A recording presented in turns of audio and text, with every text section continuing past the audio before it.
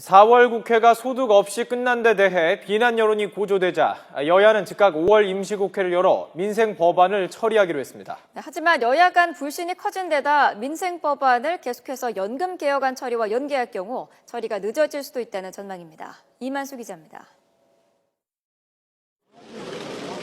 공무원연금법 개정안 처리가 무산된 데 대해서 여야는 서로 책임 떠넘기기에 급급했습니다.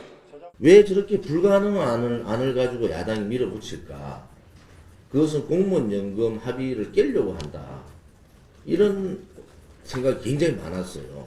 김무성 대표는 국민보다 계파를, 당파적 이익을 먼저 챙긴 것이 분명합니다. 이러함에도 불구하고 김무성 대표는 국민 앞에 사과 한마디 없습니다.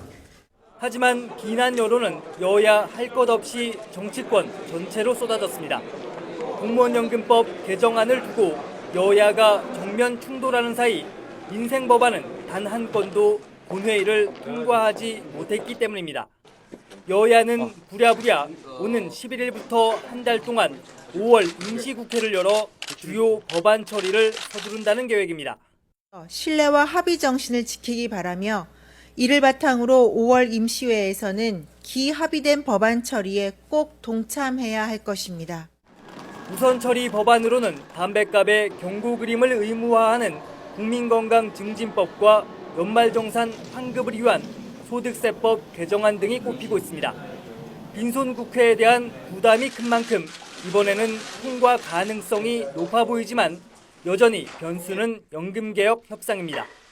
특히 여야 모두 협상 과정에서 합의 사항을 한두 번씩 뒤엎은 전력들이 있어 서로에 대한 불신도 협상에 큰 걸림돌로 작용하고 있습니다. 사회적 대타협 계획을 통해 어렵게 합의하고 여야 대표가 모여 추인하고 국민 앞에 보증한 내용을 대통령의 말 한마디에 뒤집었습니다. 여야는 서로를 못 믿겠다고 하고 있지만 정작 여론은 여야 지도부까지 사인한 합의안도 지켜내지 못하는 정치권을 불안한 눈초리로 지켜보고 있습니다. YTN 이만수입니다.